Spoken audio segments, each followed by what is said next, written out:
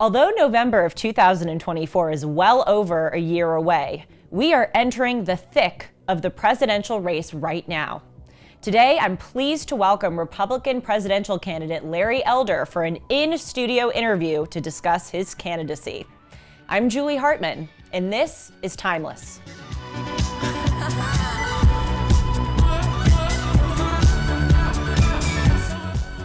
Hey everyone, welcome to Timeless. I hope that you're having a great week. Just a reminder to hit the subscribe button down below so that you can stay notified every time I post a news video or a Timeless episode. As you know from the introduction, I am thrilled to welcome Larry Elder to the program. He's a man who has worn many hats. He's a former attorney turned nationally syndicated talk radio host, producer, best-selling author, and even the recipient of a star on the Hollywood Walk of Fame.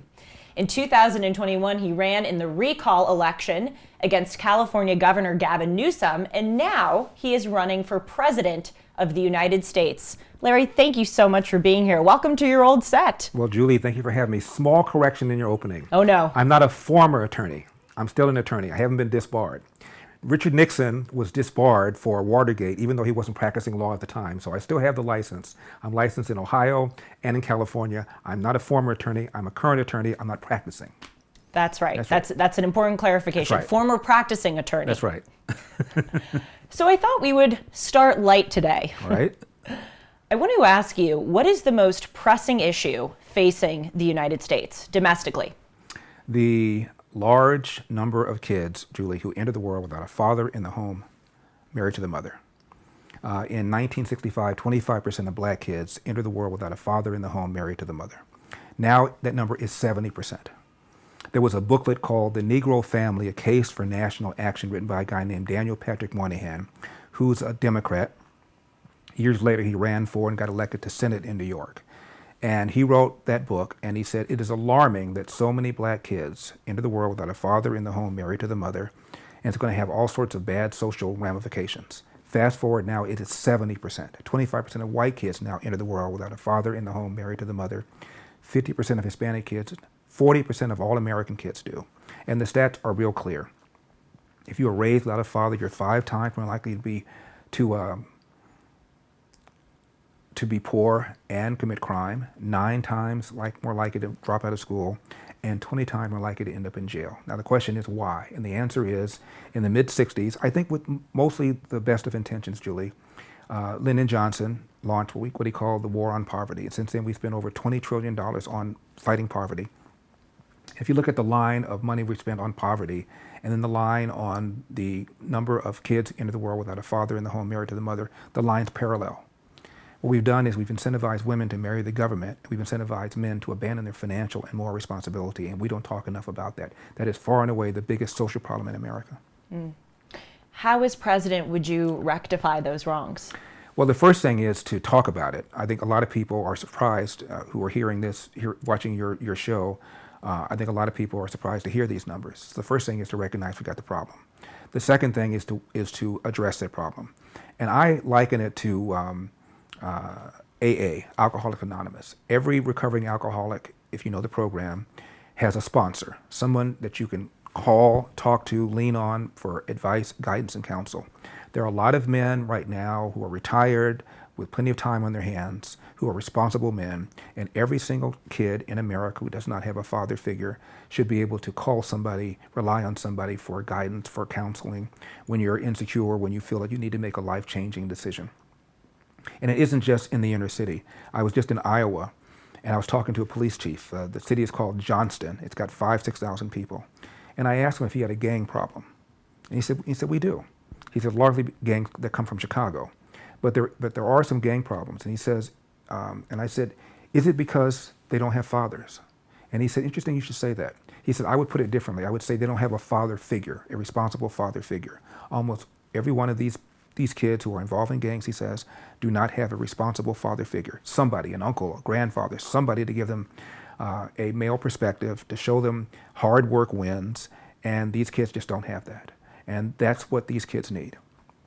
The other thing is this: we're spending a lot of money on poverty programs, and they're pretty much ineffective. What if you could take your tax form and direct the tax dollars to organizations, particularly religious organizations in your own community that are doing great things.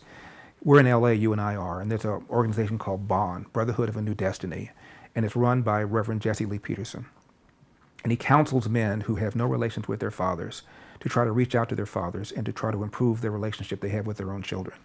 There are other organizations. There's the Bob Woodson Center in Washington, D.C. that does the same kind of thing. There's a pastor in Chicago named Corey Brooks who's doing the same kind of thing. In your own community, there are lots of people doing this. They need money. They need resources. But the money goes to Washington, D.C., spent inefficiently, and it's still creating dependency. This will be much more likely to create independence, which is really what we want. I appreciate what you said about just talking about it. I remember President Obama in 2013 gave the commencement address at Morehouse College, and he spent a good chunk of the speech talking about the fatherlessness issue. And then it just seemed to turn, where he was speaking very openly about it, and then later on in his presidency, and certainly after his presidency, he's not going to touch that subject with a 10-foot pole. Why do you think? Don't get me started on Obama, Julie. He has done so much damage to this country. I know. I was in Boston in 2004 when he gave that speech where he introduced John Kerry. That was his coming out speech. And he said, there's no blue America, there's no red America, there's the United States of America, and people went nuts. There's no black America, there's no white America, there's just the United States of America, people went nuts. When he decided to run for office in 2008, he had his first interview on 60 Minutes. He hadn't caught Hillary yet, but he was coming, otherwise they wouldn't have put him on. And Steve Kroft, the correspondent from 60 Minutes, said, Senator, if you don't win, will it be because of racism? And I had the same reaction that you had. I said, let's see how this man is going to answer this question. Is he going to give what I call a victocrat answer, or is he going to tell the truth? And to his credit, he told the truth. He said, no. If I don't win, it will be because I have not articulated a vision that the American people can embrace. I said, hallelujah. Not going to vote for him. Not going to vote for a tax, spend, regulate, expand healthcare, government healthcare Democrat, but at least he'll put a fork in the notion that America is systemically racist. Also, when he was a senator before he became president, he's at a historically black church, and he's talking about how much racism there is in America. And he said, the Moses generation, referring to the generation of MLK, has gotten us 90% of the way there. And I thought that was reasonable. There was a Fox opinion poll, 2002, Julie. 8% of Americans believe it's possible Elvis is still alive. So if we got 10% left to go and 8% believe Elvis might be alive, maybe there's 2% you can work on. And I thought that was reasonable. That's the man that America thought they hired in 2008. When he walked into the Oval Office, he had a 70% approval rating, even though he only got elected with a little more than 52% of the vote. Now, why would 18% who didn't vote for him all of a sudden approve of him? Not because they wanted their taxes raised, not because they wanted Obamacare, it's because they said, okay, I don't agree with him on this stuff, but at least he will put to rest the notion that you can't make it in America if you're black. At least he'll do that. That's what they thought. The polls show both blacks and whites thought when he entered the Oval Office that race relations would improve. When he left, both blacks and whites thought race relations got worse. Why? For 8 years, he went from the Cambridge police acted stupidly. That's when he did that beer summit because a friend of his who was a Harvard professor named Henry Louis Skip Gates, they've known each other for years. Gates comes back from vacation to Cambridge and forgot his door key. So he and his driver push open the door. A neighbor saw that, didn't recognize him, it's only in the house, called 911, which is exactly what you want your neighbors to do. White cop shows up, very politely sees this man in the house and says, sir, would you please come out and show ID? And instead of cooperating with this perfectly lawful order, Gates copped an attitude and said something like, I'll come out if your mama tells me to come out. So he got briefly arrested. What Obama should have said, and this happened, by the way, real early in his presidency, what Obama should have said is, you know, last night I talked to my friend Skip Gates. I've known him for years. I said, Skip, what are you doing? Almost all of these encounters with young black men that end up in a shooting or a death would have been avoided if the young black men had simply complied.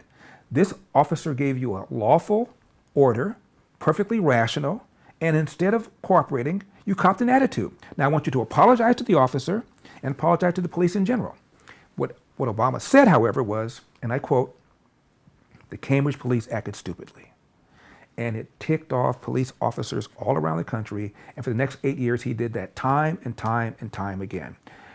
If I had a son, he looked like Trayvon, referring to Trayvon Martin. By the way, Black Lives Matter started because of Trayvon Martin. People think it started because of George Floyd. It didn't. It began because of Trayvon Martin. The man who shot and killed him, George Zimmerman, stood trial for murder, was found not guilty, and every juror who publicly spoke after the decision said race never came up. Now, it certainly is true that there were no blacks on the jury, but there was a black alternate. And the black alternate said, I would have ruled the same way, not guilty, and race had nothing whatever to do with it. But Obama said, famously, if I had a son, he'd look like Trayvon, whatever the hell that means. Obama embraced Black Lives Matter. On Black Lives Matter's website, they attacked the nuclear intact family as a European construct. Black Lives Matter was founded by self-described trained Marxists. Marx, as you know, was an atheist who wanted to dethrone God, who didn't believe in capitalism, didn't believe in private property. What allowed black people to keep moving forward after slavery was a belief in Judeo-Christian values, a belief in American values, even if America was not living up to these values, a belief in entrepreneurship, and virtually no black kid entered the world without a father in the home in those days. All of those things are under attack by Black Lives Matter. Obama embraced it. Obama's AG, Eric Holder, once said, when it comes to matters of race, America has been, quote, a nation of cowards, close quote. I don't even know what that even means. He then gave a speech where he attacked America as being perniciously racist. And one example he gave for pernicious racism, Julie, was voter ID. Most blacks want voter ID. And Obama had Al Sharpton in the White House over 70 times. Al Sharpton, I used to say, is America's preeminent race card hustler, but I think he's been dethroned by Joe Biden. Because Joe Biden recently at Howard University said the number one threat to the homeland was white supremacy. Are you kidding me? So Obama played the race card time and time and time again. Now, if you're an average American and you're looking at somebody like Obama, who was educated at the finest prep school in Hawaii, then comes down here to LA and goes to Occidental for 2 years, then goes to Columbia, finishes up, then goes to Harvard, where he becomes the president of the Harvard Law Review. Then he runs for Senate in Illinois, gets elected, state Senate. Then he runs for U.S. Senate, gets elected. Then he runs for president, gets elected. And he's still going BMW, which stands for blank, moan, and whine. I won't say the word which rhymes with which on your show. Then why wouldn't I think America is systemically racist? If this guy thinks it is, it must be. He uses beautifully well-crafted sentences, but he says the same nonsense that Al Sharpton and Jesse Jackson are saying. And so it made things worse. And one example of that is the last 2 years of his term, there were 3 execution-style shootings. In New York, there were 2 officers sitting in their squad cars. A black man came up, popped them both in the back of the head and killed them. And either told friends or posted on their website that he believed that the police were engaging in systemic racism. Baton Rouge, there were 3 officers killed execution style by another black man, a different black man. He told friends or posted on social media the same thing. Dallas, 5 officers were killed execution style by another black man who gunned down the officers because he felt that the police were engaging in systemic racism. All this rhetoric that Obama put out there inspired these men to do this, when in fact the stats show the opposite. If anything, the police are more hesitant, more reluctant to pull the trigger on a black suspect than a white suspect. There's a Harvard economist named Roland Fryer. He's from the hood as I am. And he just knew the police were mowing down black people just because they were black. He did a study. And he said the results were the most surprising of my professional career. Not only were the police not killing black people because they were black, they were more hesitant, more reluctant to pull the trigger on a black suspect than a white suspect. The same year, big article, front page, Washington Post, research going back over decades said the same thing. The police kill more unarmed whites every year, by the way, than unarmed blacks. I ask your audience this, name one. And the reason you can't is because when there's an unarmed white person killed, nobody gives a rip. There's a guy named Kelly Thompson out here in LA, Fullerton, who was beaten by a bunch of, white guy, beaten by a bunch of cops. Investigation, the cops are not charged, but if that had been a black person, we'd know his name. There's a guy named Tony Timpa, T-I-M-P-A. I mentioned that, Julie, because I was here in this studio doing radio once, and I was talking about how many unarmed whites are killed every year than unarmed blacks. And some woman named Gloria from Dallas called, one of my nemesis. Larry, you're always talking about how many white people are killed unarmed. I can't think of a single one. I said, Tony Timpa. I can't, in Dallas, in your city. Google it. And she did. And the point is, when there is a unarmed white kill, as my mother used to say, they're just a dead fly. when it's an unarmed black person, in comes CNN, in comes Van Jones, in comes the New York Times, but nobody gives a rip, giving you the false impression that it happens often. There's a magazine called policemag.com. And people that are self-described as very liberal were asked, how many unarmed black men did the police kill in 2019? Half of the self-described very liberal people thought the police killed 1,000 unarmed black men in 2019. 8% thought they killed 10,000. What you ask, do the just regular liberal people think? 39% thought the police killed 1,000 unarmed black men in 2019. 5% thought they killed 10,000. The answer, according to the Washington Post database, 12. Now, how can you be that wrong? You're watching CNN, you're watching MSNBC, you're reading the New York Times, and you're assuming it happens all the time, when in fact, it is rare. There are 50 million interactions between the police and civilians every year. Roughly 10 million are arrested. Roughly 1,000 people are killed. Of that, 500 are white, 250 are black, the rest are other races. And almost every one of the persons killed was resisting with a weapon or resisting violently. And even if you're killed unarmed, it doesn't mean it was not justified. Michael Brown was unarmed, but his DNA was on the officer's gun. So these all need to be done on a case-by-case basis. It is rare. But because of people like Obama and Eric Holder, the impression is it happens all the time, when in fact it doesn't. I think one of the biggest issues facing our country is what you've just identified. We have a group of people who live in a separate America than we do. I will mention, Larry, and I'm sure that you do this too, I will talk to just people my age and I'll go, did you know that in 2019, the year before George Floyd, the riots happened, that 12 unarmed blacks were killed by police? They look at me like I'm crazy. I say, did you know that the Oregon Department of Education has released a memo saying that finding one right answer in math is white supremacy? They look at me like I'm crazy. I bring up the FBI Right. having weekly meetings with Twitter, giving $3.4 million to Twitter to suppress the Hunter Biden story. They look at me like I'm crazy. This Biden $5 million bribe that's being investigated by the House. They look at me like I'm crazy. I could go on and on. So as president, Larry, how would you try to change this and rectify this situation of these two Americas? The people who read CNN and the New York Times have a completely different conception of reality than we do. Well, the beauty of being president is you'll have the bully pulpit. And when I'm giving a speech, and the speech is carried by CNN and carried by MSNBC, they can't edit it or take it out. And so I can talk about the things you and I are talking about, and I assure you, in coffee houses all over America, people are going, I didn't know that. I didn't know that. I was talking to a friend once who was complaining about what she thought were too many Holocaust movies. Oh. And, yeah, and she said, why do we have all these Holocaust movies? That's what was kind of a big deal. And, Yeah. and she said, well, but Jews are so dominant. I said, what percentage of the world's population do you think is Jewish? She said, I have no idea. I said, take a guess. She said, I have no idea. I said, ballpark. And she said, 25%. I said, you think 1 in 4 persons on the earth is Jewish? She said, yes. I said, how about 0.2%? She said, oh, 0.2. I said, you weren't listening. I said, 0.2% are Jewish. She had no idea. I mean, they're just such ignorance. After my race for governor was over, I go to a restaurant on the west side of LA. You know, you live in LA. LA is all liberal. West side is even more liberal. So I get there early, and my buddy hasn't arrived yet. So I'm sitting there by myself, waiting for him. Table next to me, 2 ladies, and I can tell, feel sorry for me because I'm sitting there, but they start talking to me. And it turns out, within 10 minutes, I find out that they've known each other since the 2nd grade. One was celebrating her 85th birthday.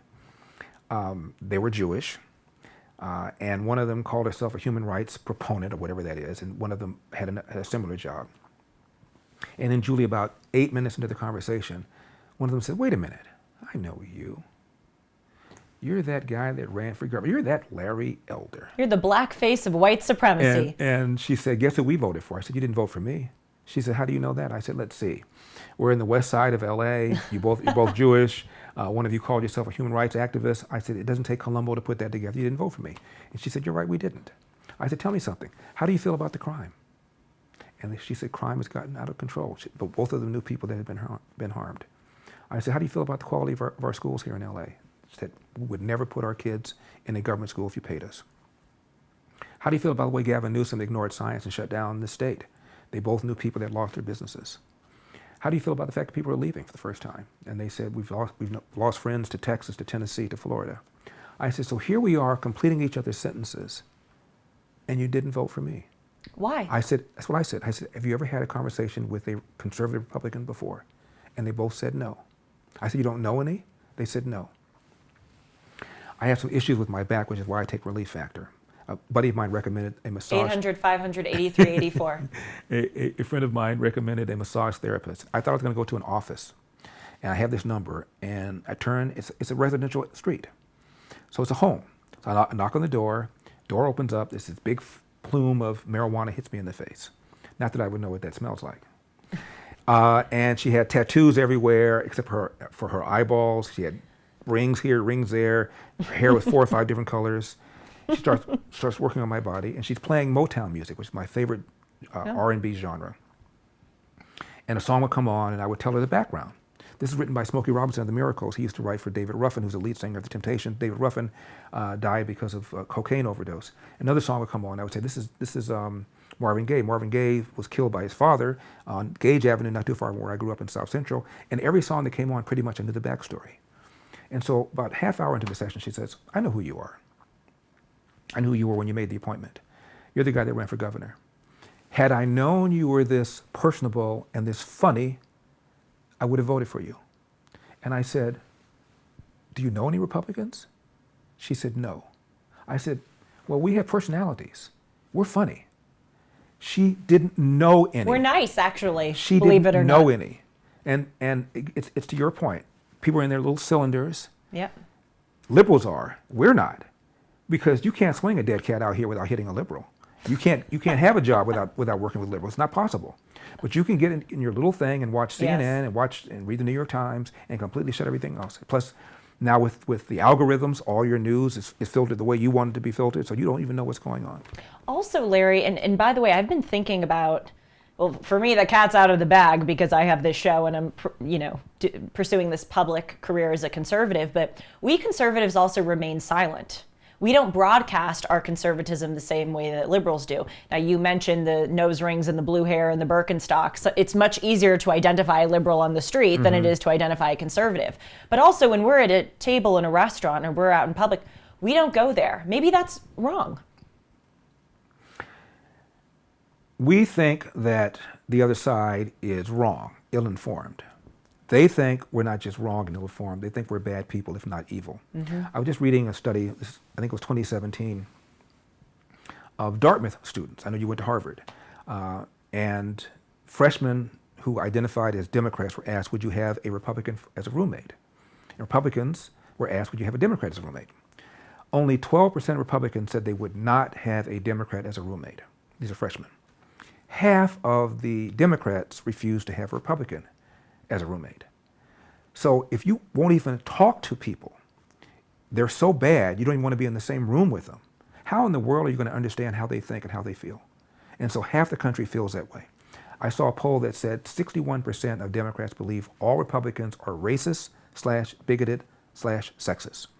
30% of Republicans feel that way about Democrats, which is still a high number, but it's not 61%. Right. And something like 86% of blacks believe that Donald Trump is a racist. Over 80% of Democrats believe that Donald Trump is a racist. There was a longtime host on MSNBC named Chris Matthews. He used to be the spokesperson for Tip O'Neill, the longtime Speaker of the House, liberal from Massachusetts. And Chris is a liberal. But in one unguarded moment on his show, he said, most white people would not vote for somebody if they thought they were racist. Well, if most white people would not vote for somebody if they thought they were racist, how is it that racists voted for Donald Trump, elected Donald Trump? If Donald Trump is a racist, most white people wouldn't vote for them, according to this liberal, who knows politics really well. He wrote a book called Hardball. He's a very savvy guy. And he admitted that most white people would not vote for somebody if they thought the person was a racist. Donald Trump being a racist gets me too. The city of over 100,000 that most voted for Donald Trump is Abilene, Texas. 85%. 140 years old. Guess which city of 140 years voted for its first black mayor shortly after they voted for Donald Trump? Abilene, Texas.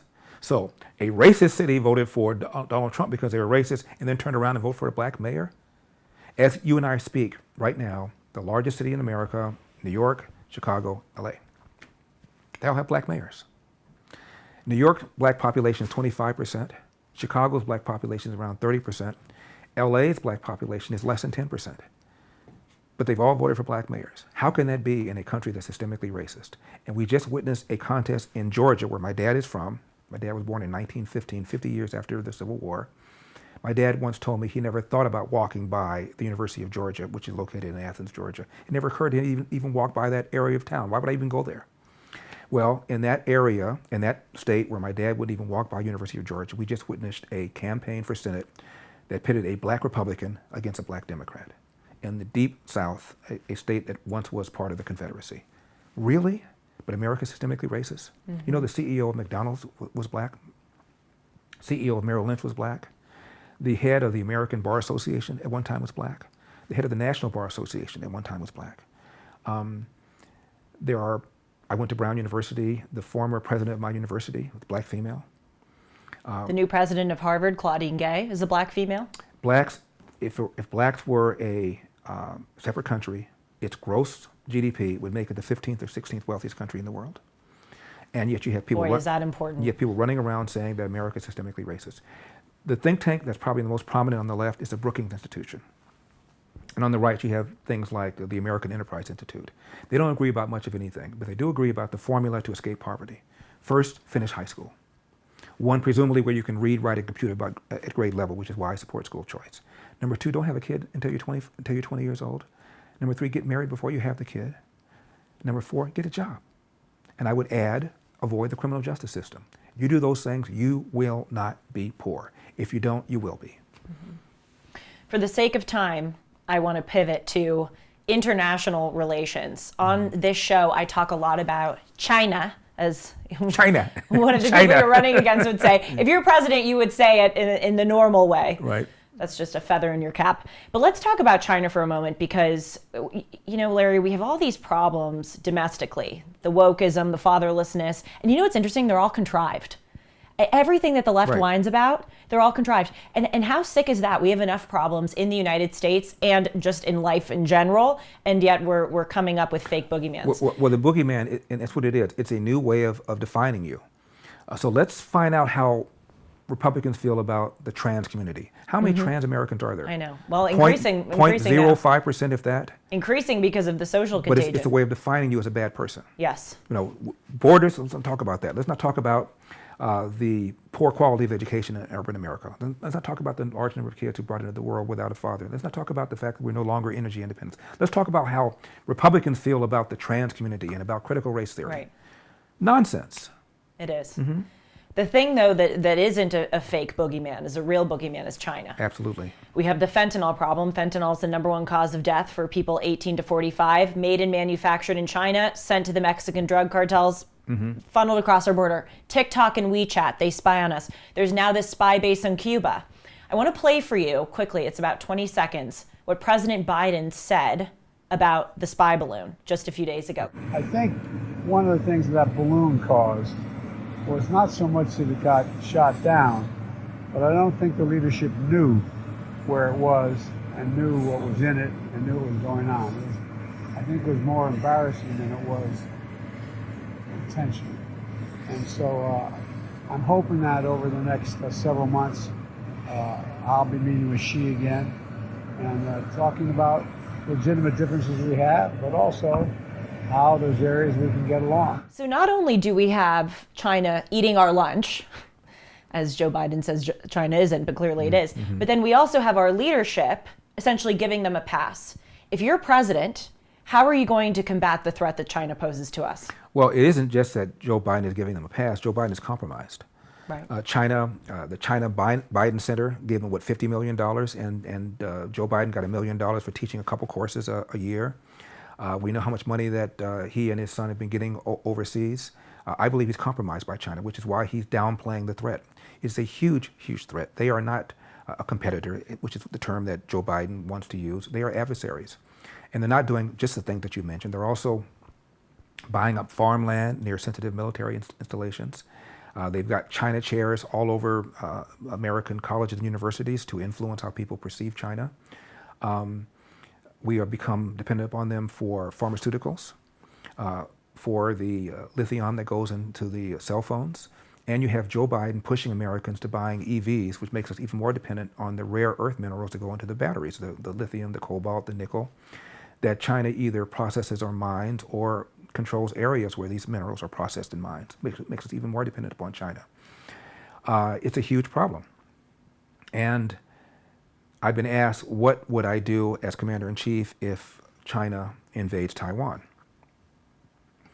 And the answer is, I subscribe to the Colin Powell doctrine, which is you do not commit troops unless you have two things: overwhelming military superiority and broad public support for the mission.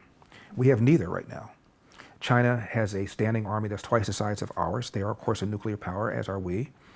And Americans are divided on what we should do in the event that China invades Taiwan. So the answer is, we should do what we can to make sure they don't. The good news is, as dependent as we are on them, they're dependent on us too. And they want to modernize their society. They want to become a wealthy nation. And they can't do that unless they rely on consumer trade from us and from the West. And so we should let them know there's going to be a really powerful pain that will inflict upon them in the event that they invade Taiwan. We also need to make sure that Japan is equipped militarily, Australia, Thailand, and the other countries in the region, to let them know there's going to be a price. But the idea is to make sure that we give a fierce, strong response, the West, in the event that there's this kind of military aggression. I don't believe that China would be acting the way they're acting had Joe Biden not pulled out the way he did from Afghanistan. I think it also informed Putin to invade Ukraine further. So you have a weak commander-in-chief, and weakness begets this kind of misadventure on the part of our enemies. So let them know that we believe in strength, peace through strength, not strength through peace, which is what the Democrats have always believed for reasons that escape me, and that China will pay a heavy price in the event that they do this. What is the biggest hurdle that you're facing now? The biggest hurdle that I Larry Elder, am facing now as a presidential candidate is to get 40,000 individual donors to give at least $1 a piece. And that might not sound like very much, because when I ran for governor, I got 3.5 million votes. So I would have thought that getting 40,000 individual donations would not be a difficult thing, but it has been. And other candidates have also complained as well. The Democrats in 2020 had this as their first criteria for getting on the first debate: either 1% in the polls, which we already have, or 65,000 individual donors, but not both. For reasons that escape me, the RNC is requiring either 1% in the polls and 40,000 individual donors. So it's a hard slog. So I'm urging all the people who are watching right now to go to elderforpresident.com and throw $1 into the tip jar. Even if you want somebody else, even if you're a Trump person, get me up on that debate stage so I can talk about some of the things that Julie and I are talking about: the epidemic of fatherlessness, the need for school choice. We need to get rid of these soft on crime DAs, and I propose something called Enforce the Law, which is model legislation that states can adopt to set up commissions so that these commissions can hear complaints from citizens about these soft on crime DAs so we can get rid of them. And to talk about the lie that America is systemically racist. So even if you want somebody else, the great Eldersky can get up there on that debate stage in Milwaukee and talk about these kinds of things. I love that. It's true. Mm-hmm. Okay, I'm sorry. I have another question to ask you. Okay, one more question. This is the thing with Larry. I'm always thinking it's the last question, and then I have another. When you were just talking, I was thinking about all that happened in the FBI when President Trump, you just mentioned him in your answer, was running. Right. The FISA warrants that were based on the phony Steele dossier right. that were used for the FBI to spy on Carter Page and other members of the Trump administration. There is so much corruption right. within our institutions. FBI is just one of them. The IRS we've seen is another, the DOJ. How are we going to uproot that? How would you as president uproot it? We got a clean house. We have a two-tiered justice system. This indictment of Donald Trump, allegedly for violating, among other things, the Espionage Act. As you know, Hillary Clinton had a unsecured server in her basement on which she right. sent and received classified information. I recently reread the report, and it said there's no evidence that her server was hacked, but there is evidence that the email to whom she sent it was intercepted. So sources and methods very well were compromised, which means people's lives were at risk. James Comey does his big presentation. At the very end of it, he says, but she lacked the intent to violate the Espionage Act. Well, the specific provision in question did not require intent.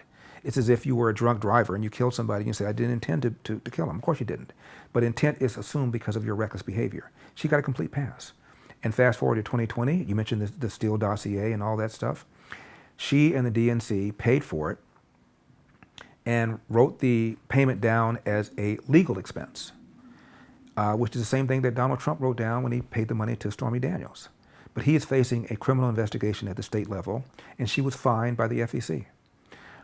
The 51 people that signed that letter claiming the Hunter Biden laptop story had all the earmarks of Russian disinformation. And it turns out somebody in the deep state who's in the CIA coordinated this activity, even though he's working for Donald Trump, to set this thing up. There was a study that was done that found that there were 7 or 8 swing voters states looked at, and 17% of those who voted for Joe Biden said had they known about the Hunter Biden laptop story, they wouldn't have voted for him. So that alone would have turned the election around. So there's a two-tiered justice system here. And so far as I know of, right now, neither Joe Biden nor Hunter is under any kind of active investigation regarding the alleged pay-for-play scheme. Mm-hmm. You have apparently a whistleblower who claims that a co-founder of Burisma gave $5 million to Joe, $5 million to Hunter, in order to change policy to influence it in favor of Burisma. As far as I know, there isn't even an investigation regarding that. You mentioned the IRS. Has it really been a cleaning out of the IRS? They were holding up applications for conservative groups who wanted tax-exempt status while passing through the liberal groups that wanted the same thing. So Jack Kennedy is the one that signed the executive order setting up a government union. FDR was opposed to government unions. One of the reasons these people have such job security is because they're in unions. And so if you can sign an executive order to authorize federal government unions, you can sign an executive order to get rid of them. And I'm going to look at that. And we need to clean house. We need to fire a bunch of people who are running these organizations and clean out the deep state, because it doesn't really matter if you want a policy implemented if the people who are in charge of implementing that policy are going to obstruct you. And that's what happened during the Trump administration. And he gets that now. I heard him recently give a speech where he said he underestimated how fierce the deep state is, and he's going to do more about that in the event that he becomes president. I'm going to do something about it when I become president.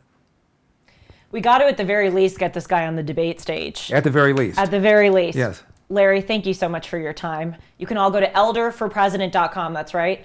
I also have a book coming out in September called As Goes California, My Mission to Rescue the Golden State and Save the Nation. My goals are modest. You can go to Amazon or Barnes & Noble, and you can get a pre-order of the book right now. Well, bless you for all that you do. And I look forward to seeing you in Iowa. I'm actually going to be there for the caucuses. Right. First caucus will be either late January, early February. They still don't have a date yet. Yeah, we're gonna need to pull out our winter coats. Right. Yeah, and I'm going to be going to Iowa many, many times. Iowa has 99 states, Julie, and they expect you to go to 99 counties. Mm-hmm. They expect you to go to every single county. Otherwise, they don't take you seriously. So I'll be going to all 99 counties. I've done about 25 already so far. Wow. Mm-hmm. Did you sleep? You don't get much sleep. You just go. You don't look tired. Well, you've got a lot of energy. I'm fired up. We have a country to save. That's right. Thank you, Larry. My pleasure. Thank you. And thank you all so much for joining me. Just a reminder, hit the subscribe button down below and be sure to follow me at Julie R. Hartman on Instagram and Twitter so that you can stay notified every time we post a new video. And just as a reminder, it's elderforpresident.com or larryelder.com. It'll take you to the same link, and he needs 40,000 donors just to get him on the debate stage so that he can talk about the issues that we just discussed. See you all soon. Take care.